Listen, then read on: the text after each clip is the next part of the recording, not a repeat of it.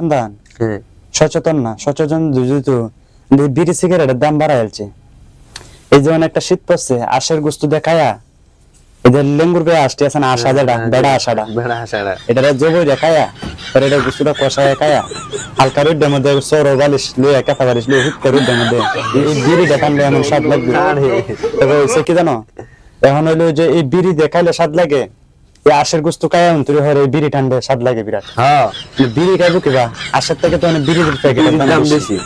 মানে যদি মানুষ সচেতন হতো রোডে নামে যেতাম তাহলে বিড়ির দাম অবশ্যই সরকারের কমানো লাগবে অবশ্যই। মানে এগুলা কাজ করন যেতেছে না, হলো কারণ হচ্ছে যদি আমি একলা মারো নামি তাহলে আমার খুব আগল করতো না, আমি মারো গেলাম না, আমি বেশি চড়া দাম দিয়ে বিড়ি খাইতে থাকলাম, বিড়ি ছাড়তাম না।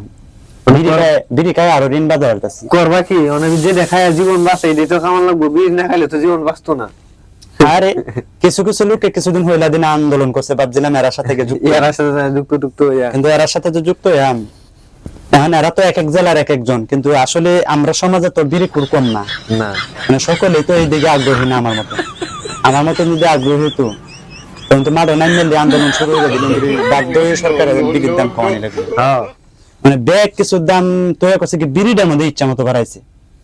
আজকে সেরেনের কসমেটিকটার মধ্যে বাড়াইতো, এরপরে অন্যান্য ক্ষেত্রে বাড়াইতো, এটার মধ্যে বাড়ানি লাগছে।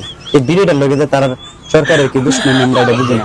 এটাই বেলা আছে কোম্পানি বন্ধ করে দিত, দেওয়াইলাম না। এটা হচ্ছে কি জানো, আগের দিনে যদি মানুষ হুলা আনইতো, আগের দিনে মহিলা হুলা আনইতো তে দিত মধু, আর এখন যদি হুলা আনো তে আঁকি জুড়ি ফুটকি, এটা লাগে বিড়ির চাহিদাটা বেশি।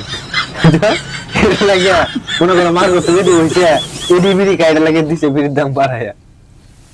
বিড়ির দাম বাড়াই দিলে কি বিড়ি চুরি চামারি করে খাইতেছে না, খাইতেছে টানতেছে না, খাইতেছে। তবে আমার একটা জিনিস কষ্ট লাগে এলাকাতে, সকল কিছু তো এই বিড়িটার লগে শত্রুতা আমরা কি সরকারের এটা বুঝলাম না, এই বিড়িটার মতো ইচ্ছা মতো বাড়াইছে।